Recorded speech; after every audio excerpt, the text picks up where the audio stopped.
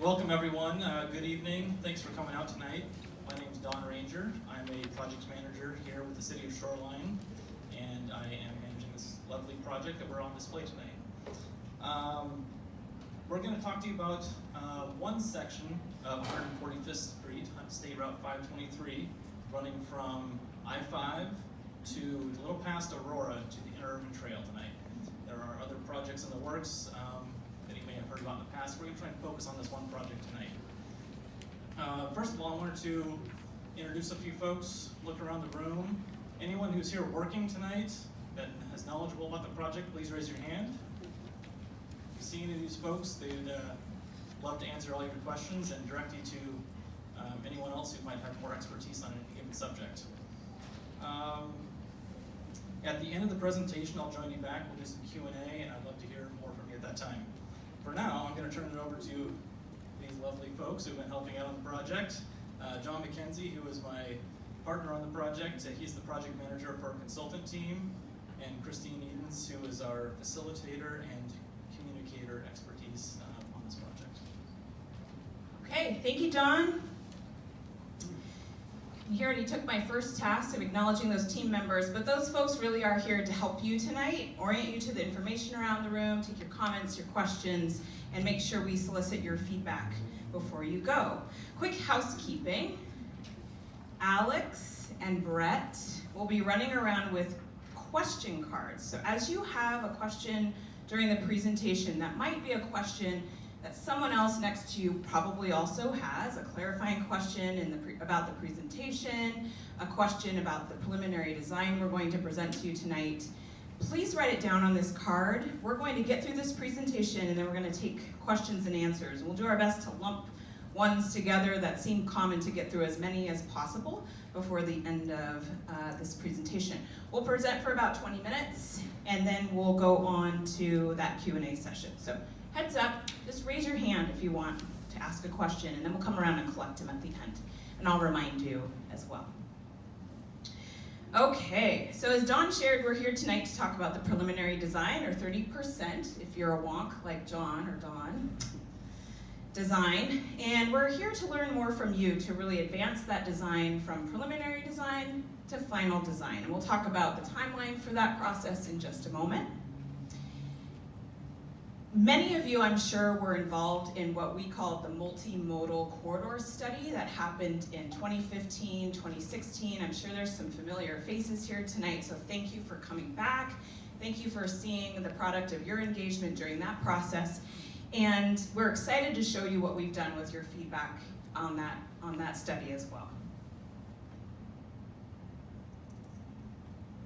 So quick agenda review.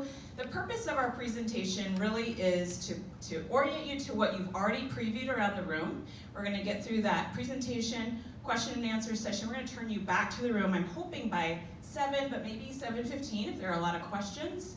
And then we'll use the rest of that time until 8 o'clock to really solicit your feedback. And we'll orient you to how to best do that during the presentation.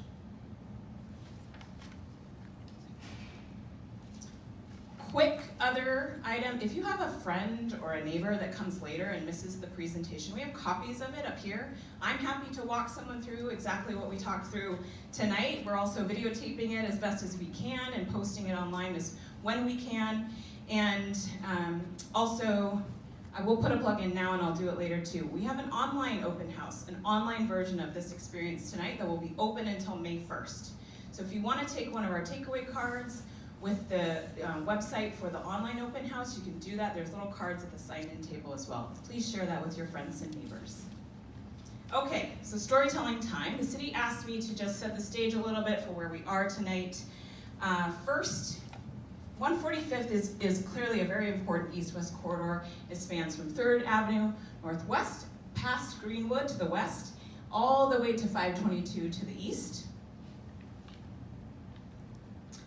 We recognize this is a really important corridor, not only to the businesses and the communities on it, but also regionally to transit and freight. It's a regionally significant corridor. And over the past few years, as I mentioned, we've been working with the community to identify what is needed along 145th to improve it. In 2016, Shoreline City Council adopted a preferred concept for 145th, recognizing that light rail is coming in the short term. This is happening within the next 5 years. So in transportation planner speak, that's really short term. So we know we need to get ahead of this major change for the corridor. There will be more and more pressure on 145th as a result of this new transit system, which is wonderful, coming to our region. At the same time, it's going to put more pressure on 145th that's already experiencing a lot of pressure with growth. As I mentioned, in 2016, the City Council approved a concept for the full length of 145th through that study.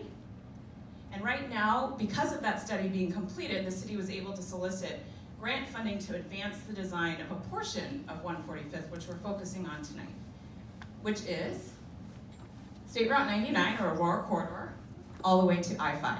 So that's the section that we're presenting the preliminary design on tonight.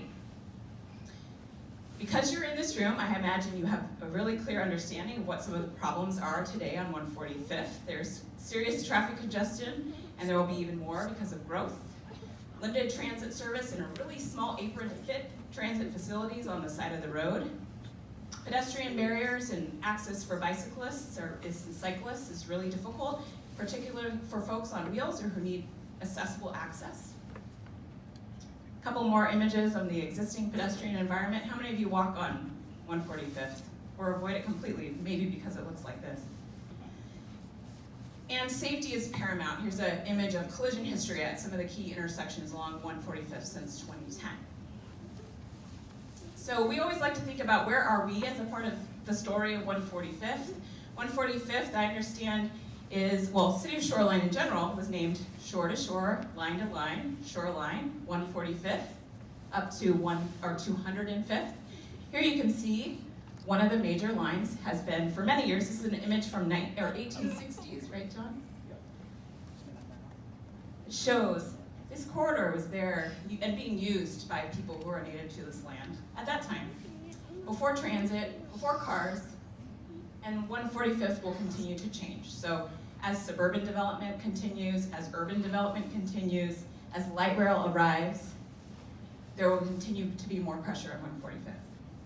So with that, I'm going to turn it to John to talk about what we're trying to accomplish now. Thanks, Christine. Thank you. So Christine did a really nice job of summarizing problems, the need for improvements, and the purpose, why the project.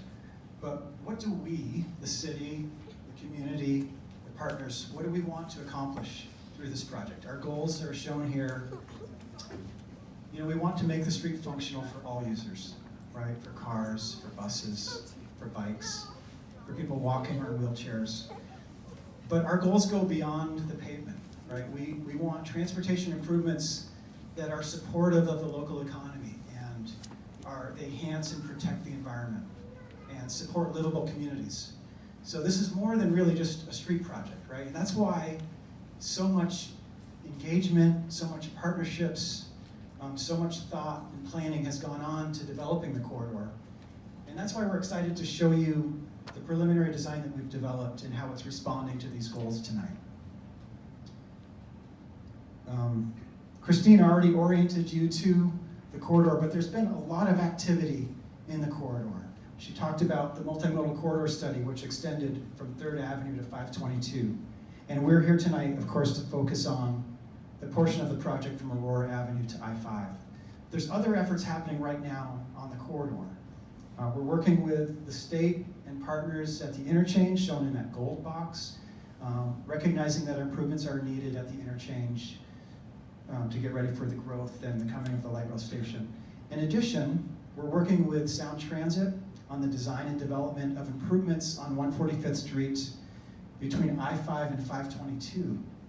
And they're working on improvements for 145th that would accommodate bus rapid transit from the light rail station to UW-Bothell.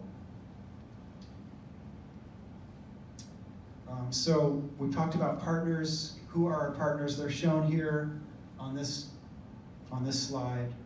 When you think about the multi-jurisdictional nature of the cross-section, you recognize why it's so important to build these partnerships on this project. It's really a unique street when you think about it. You know, it's a state highway, as Christine had mentioned. So WashDOT is responsible for the design. They actually own part of the roadway as well. And the Seattle city limits are to the middle of the roadway. And there's Seattle Utilities in the roadway. King County Metro operates service. So it's so important to build and maintain these partnerships. In addition to those agency partners, we've been working with some multimodal advocates such as Feet First and Cascade Bike Club and developing the design solutions. So, these transportation projects, you all know, they take a long time, right? And to show you where we are on this timeline, we're here. We're in the process of developing a preliminary design. We have the preliminary design to show you tonight. There's been a lot of work that's gone on starting in 2015 on the corridor study. Many of you were a part of that. And we have a ways to go in developing final design, and working with property owners and acquiring right-of-way for the widening of the road, and getting our environmental approvals. Dawn, a little bit later, is going to talk about kind of the next steps in more detail. As I mentioned, many of you, I see some people in the room that were part of the multimodal corridor study. Some of you came to the public meetings that we had and provided input. And that input was really valuable in developing and forming the design. In addition to these public meetings, there were numerous other meetings that were held. I recognize you can't read every detail of this chart, but this is a schedule. And each one of those circles and squares and shapes represents meetings that we had with our Citizen Advisory Task Force, which was made up of people from the neighborhoods. I see Mike here and others that were part of that. There were meetings with our interagency technical teams. There were open house meetings, council meetings, neighborhood briefings. All of that went to help inform the design. And we learned a lot. These are the things that we heard. And hopefully what you'll see out in the foyer tonight, the design that we're presenting responds to these things that we've heard. So what did we hear? Enhanced pedestrian access along and through the corridor and across the corridor by safer sidewalks, curb ramps, crossings, more opportunities to cross the street, improve safety and traffic flow. We can do that through adding left turns, by enhancing signals. We also have heard that people are going to want to travel through the corridor by bus, of either getting to the light rail station or just getting through the corridor. So make transit more fast and more reliable, and better facilities, better bus zones. We also heard that 145th Street is really a gateway to Shoreline, so it should be treated as such and enhanced. And along with that, improve stormwater and add landscaping to enhance the environment, protect the environment. And also enhance bike access along through the corridor and crossings. So what I'm going to do is I'm going to briefly just orient you to the materials that we have tonight. I'm not going to spend a lot of time presenting the materials, but I just want to orient you so when you have some time later, we can talk through what you're seeing. So we have some typical sections that are right there on the roll plot. And this is a typical view which helps illustrate what we're doing to respond to the goals that I talked about and what we heard from you, how that's informed our design. So you can see widened sidewalks with some landscaping, improved lighting, left turns at traffic signals. What you don't see here are bike lanes. And I know some of you are thinking, well, what are we doing for bikes?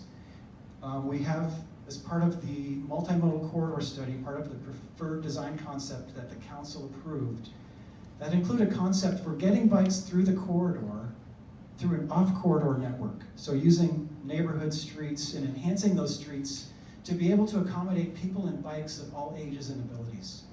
And it's interesting because as I look around the room, I can see people of all ages and abilities, and we want to be able to create a bike network that would be able to support getting to the light rail station and through the corridor. So the design that we've developed for this project is focused on this northeast quadrant. And the features that we use to help enhance that bike corridor would be special striping and signing, improved crossings, making crosswalks safer, and crossing some of the major streets more safely. There's a roll plot, of course, you can't miss that when you come in, and we look forward to just You know, you can make comments on the Post-it notes and just stick it right on the corridor, right on that plot. I also recognize that not everybody really is used to looking at typical sections and lines on a map. So we created some visuals to help illustrate a little bit more clearly what these improvements could look like. And again, I'm not gonna spend a lot of time presenting this to you, but I just wanna orient you to the materials, okay? So there's 5 different views, and some of them are more photorealistic images, and some of them are like a perspective sketch. As example, this first one, this is a photorealistic view of 145th Street looking east at about Stone Avenue. Now there's some elements on this board that I want to highlight. There's this view map, so this helps you see. Let me zoom into that. So you can see this helps locate where your eye would be and where you would be looking down the roadway. And then we've also highlighted some elements on the left-hand side of this board. And if you look closely at the picture, you see those elements are highlighted on that picture. Okay, so there's 5 of these views, and we invite you to look at that and give us your comments. The second view is more of a bird's eye perspective sketch. So this is at about that same location, at Stone Avenue looking east. The third view is another photorealistic view. This is at Ashworth Avenue looking west.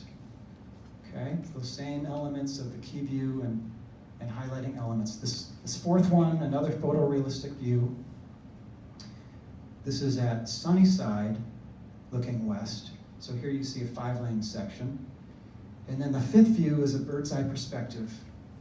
Your First Avenue looking north and east. Okay?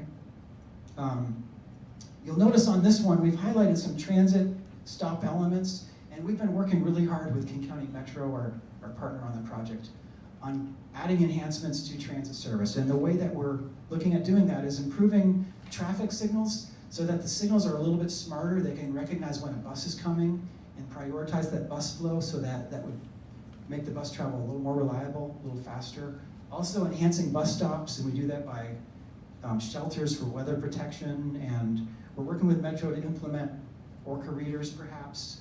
And depending on the service that they're going to offer, even getting some real-time information signs so you can understand when the next bus could arrive. One of the key elements that this project is doing is making it more easy to get to bus stops by improving crosswalks and sidewalks and curb ramps. We have materials on here about different design elements. One of the design elements that I'm highlighting here is property restoration details. So this would feature design elements such as like fencing and walls and wall finishes and railings. If you're a property owner along the corridor and you're here, we invite you to visit us in the council conference room, which we have some information and materials and people that can help assist you with any questions you would have about, what does this mean as a property owner? We also have a couple real estate experts in the room, Christina and Sonia. Okay, they just stepped out, but they're here to talk with you. We're also presenting in the foyer some enhanced design treatments. Okay, these are elements that we may, or depending on funding limitations, we might not be able to implement all of these. But we're asking for your input as to whether you think these fit into the community and the character of the corridor. And your feedback, your input, is going to help inform how we prioritize elements going forward. So an example is, this is stormwater management open space. This is looking for opportunities to integrate open space with stormwater management features, such as providing parklets and trails. We also provide information about enhanced gateway and lighting treatments. And again, we're asking for your input as to if you think some of these concepts or all of them fit into the community and the corridor. And again, we might not have funding to be able to do all of these things, so your input is really appreciated and it helps us prioritize. Same is true about planting concepts. We've developed concepts for different treatments along the corridor, at gateways, intersections, and along the corridor. And we invite your input on that. Okay, I'm going to turn it over to Christine. Okay, a couple more logistics items and we'll wrap up here. So again, your feedback, John reviewed a lot of ways to provide feedback, but to roll that all up in one statement, you have the roll plot in the middle of the room. You're welcome to draw on it, write us a sticky note, write us a love note if you would like. When you walked in, we want to know where you live and who we're hearing from tonight, so make sure you put a dot on the where you live map, and we can help you orient and find your cross sections or your cross streets on that, as well as the feedback boards that we talked about, how you use this. There are dots clipped to the boards, and we're hoping you can, again, to help understand your priorities, let us know if you think those enhanced planting features, as an example, is more important or less important for you and your community, and help us understand the why, or why not is it very important to you. So please help us provide that feedback. We also have general comment forms out on the round tables by the elevators if you want to just write your own thoughts down on paper. We also have over here 2 laptops set up for the online open house. If you'd rather type your comments in there, all of the same information you see around the room is on that online platform. You're welcome to provide us feedback there. And again, please provide us your feedback till May 1st and share this with your neighbors and take one of those online open house cards away. A couple more slides from Dawn about implementation and what's next, and then we'll take your questions. So that's my plug. Brett, Alex, they have pens and question cards. Please raise your hand if you'd like one of those, and we'll give you a little time to write down those questions, and we'll collect them from you and try to group them together. Thank you. So this is quite a large project by shoreline standards. This is about a mile-long section of roadway, and our total project cost is expected to be around $60 million. We do not have this fully secured at this time. We do have funding secured for the design phase through full design of the whole roadway, but we are also working in good faith towards a fully funded project for the right-of-way acquisition and the construction. This is also a project of regional significance, and it's not just a local street, it's a state road. It connects to a federal freeway. So we are federally funded on this project. About 86.5% of our design funds are federal, with the remainder 13% or so coming from local funds. We hope to take a similar approach going forward, so this is not, the burden of this project is not borne only by shoreline residents, but is treated appropriately as a regional project. Being of its nature and its size and its funding complexity, we're also planning on building this roadway in phases, starting from the east, and working our way west towards the Aurora Avenue. This will likely be 3 phases, the first going through First Avenue, improving that intersection, the second phase going through Meridian, and the final phase approaching the urban trail. We do have some funding secured for the right-of-way acquisition of that first phase. All of these funding pieces are subject to change as we find ways to leverage the existing funds into more federal and state funds. So these things may change in time a bit. So what's next? We have a lot of work to do. John has a lot of work to do as my design consultant to finish up the design.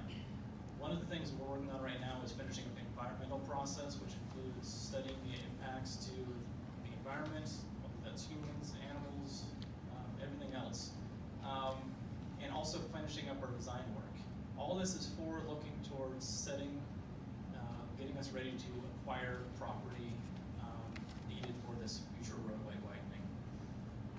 We've been outreaching with a lot of property owners along the corridor, trying to keep them abreast of what's happening when the property may be acquired, and trying to avoid surprises for those property owners. What's next for you, though?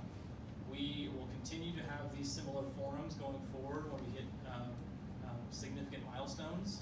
The next one will likely be later this year when we hit a 60% design completion. We have more details to share with you at that time. We'd also tell you how tonight and on this online open house day, the information we solicited, how that's influenced the design moving forward. This is an important step to hear from you all on how we can make this a better project. Looking towards construction, The earliest we likely start working, doing any construction activity would be 2021 down near First Avenue area. Again, that's subject to change as funding becomes available or not.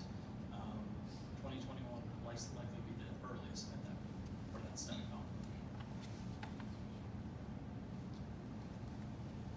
Okay, you're tired of hearing me say it, but please do share with your friends, neighbors, that we have an opportunity, if they could not make it here tonight, to go online and take part in this conversation through the online open house. And at this time, we're gonna take your cards. Alex and Brett are happy to come grab it. I have one question. We'll give folks another minute or so to fill out your question cards. I don't have the magic touch. There you go. So, why don't we go ahead and start? And I have a feeling we may tap some other resources in around the room that have name tags to answer some of these questions. But let me process what we're getting here. Okay. The first question is about partnerships. Will you be working with Seattle Greenways, particularly the bicycle network? And will the project construction close down streets? So let's address the partnership question first, of working with Seattle and their Greenways network. Yes. So we are, like John pointed out, there's many partners in this. City of Seattle, both roadways and utilities are involved. Part of the roll plot you might see is some improvements on Corliss Avenue, showing the future greenway coming up Corliss to 145th. That's influenced our decision to aim for a signalized or some sort of safer crossing of 145th. We are encouraging Seattle to accelerate to their ability any sort of forward planning of bikeways parallel to 145th within the city of Seattle to match our similar plan improvements in shoreline that would follow the corridor. Yeah, I'll read it back to you. So, will project construction close down streets? How would construction phasing, staging work to keep pedestrian access going? That's a detail we don't have fully fleshed out this time. Here's my Dawn's crystal ball attempt. We would highly unlikely to have extended closures of the highway, but we would likely have some single lane closures to facilitate construction. There may be short duration closures, weekends, evenings, but we would try and minimize that. Side streets will be affected as we work in front of them, but we'll have a pretty significant outreach to inform and let you know what those durations would be. Again, these are years off. We have not come to all those design decisions yet, but we understand that this is your livelihood. You work and live in these neighborhoods. We would inform you at the time when we know. What about sidewalks? Yeah, what about the sidewalks? I'll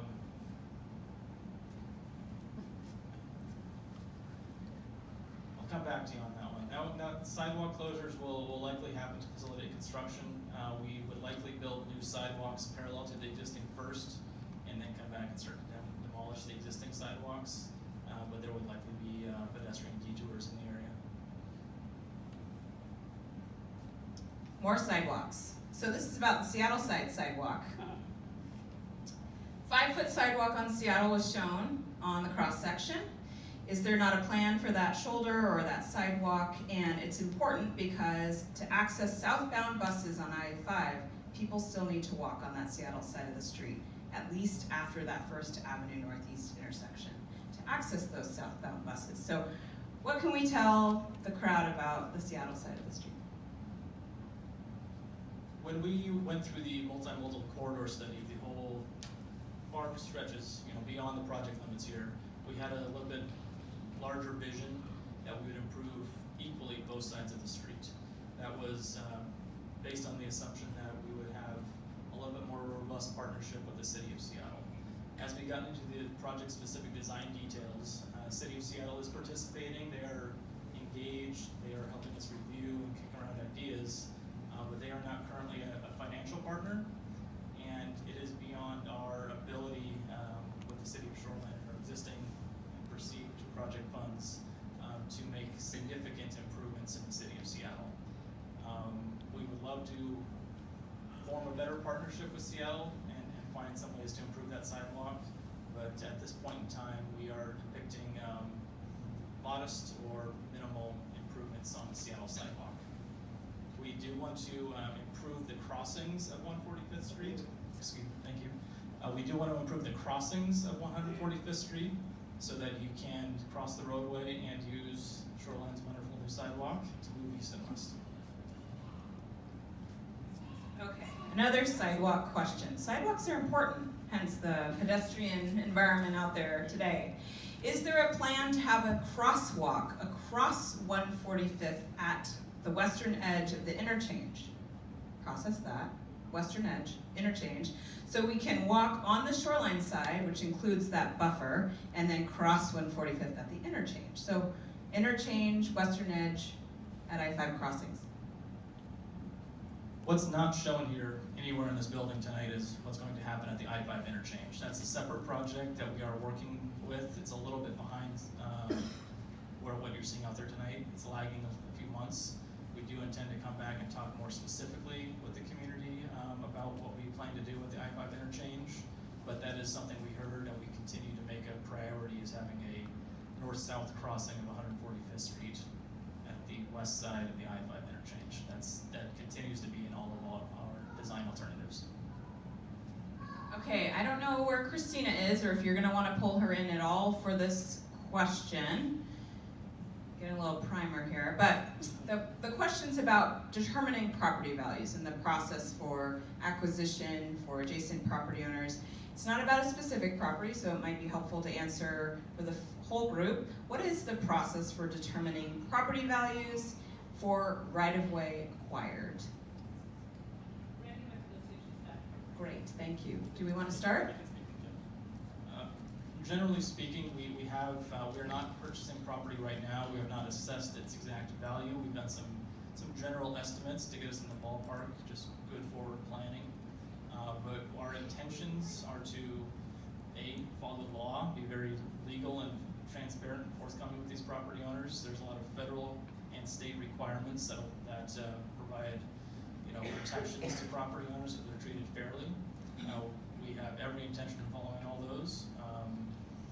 We also have already been doing a lot of outreach to the property owners to make sure that they're aware and they can start to do some forward planning of their own.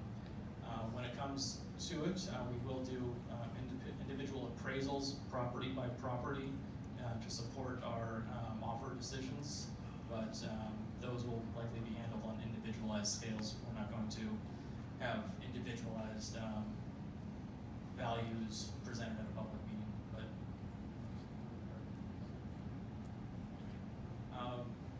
in following the federal and state guidelines, not only do we do an individual appraisal and we hire an expert to do that, there's also a third-party appraisal to make sure that the first one is doing their work accurately. So we do jump through quite a few hoops for good reason to make sure everyone is treated fairly and their values are accurately reflected. Okay, I only have one more card in my hand, and there are 3 questions on it, and they're all really good. But if you do have a card, please hold it up. We'll take a couple more, but let's get to these. So, current issues on 145th. The road surface is not great, terrible. Can't there be at least a temporary fix in some of those areas before we can get to 2021 and construction of this project? That is not on my radar. That's a good question. I don't have a good answer for it though. So this is the existing 145th Street is a state highway outside of the city of Shoreline. The city of Shoreline does not maintain the pavement out there. I have frequent contact with the state and the city of Seattle, and I can encourage them to do repairs to their existing pavement. Phase 4. Is there a phase 4 from Aurora or Linden to west of 3rd, as was included in the study area? Yes, I don't think we're calling it phase 4. There is a separate project that is currently unfunded and not in design that goes from the Aurora area to the far west end of 145th Street. It is described in our corridor study as being improved, but it was kind of deferred at this time. We are focusing, like we said, on Aurora Aurora-ish to I-5, and the I-5 interchange is a separate project, and Sound Transit is focusing on improvements from Baltha Way, Lake City Way to I-5. That fourth piece is will be a future action. Okay, and the last question I have here is a bit about how the city prioritizes projects and how projects like this differ from funding projects like neighborhood street improvements and sidewalks. So does this project take priority over sidewalk improvements in our neighborhoods? I see Trish coming towards me. I'll give Dawn a break. So the question, as I heard it, because I was realizing I had to answer it, was how do we prioritize a corridor project like this over other neighborhood street improvements and maybe even other pedestrian improvements? Did I get that right? Okay, so there's a lot of factors that go into how do we prioritize these projects. And a big one that the city focuses on is grants. Where are the projects that have a need and that we think we can get grants? But also safety is another one. Where are the places? You saw the slide up before that shows the accidents that have happened along this corridor. So we're focused a lot of times on where do we have safety issues and how can we improve those safety issues. And then I guess that would be the majority of the way. We do have a process called our Transportation Improvement Plan that we look at annually, and we look at what are those projects that are important and what are the priorities. And then sometimes they're focused on other issues, extraneous issues, like we're working on a 185th corridor, multimodal corridor study because of the development that's occurring around 185th. So there's a wide variety of ways that we take in the feedback about the project and we try and sift through and come up with priorities. Did I miss anything, Natasha? Okay. Thank you. I'm going to turn it to the rest of our agenda for the evening, which is staying here until 8 o'clock to answer our one-on-one questions. Again, if you are an adjacent property owner or even an adjacent tenant along 145th, we're happy to direct you to more resources that may be most applicable to you and conversations you'd like to have with the city right now.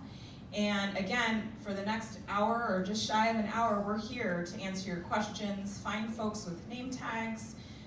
We're happy to support you and again, re-navigate to the information we just oriented you to the room and also the feedback. We'd love to hear from you before you depart us tonight. So thank you very much. And if you did miss part of that presentation, come see us or have other questions. We'll linger up here for just a moment. Thank you.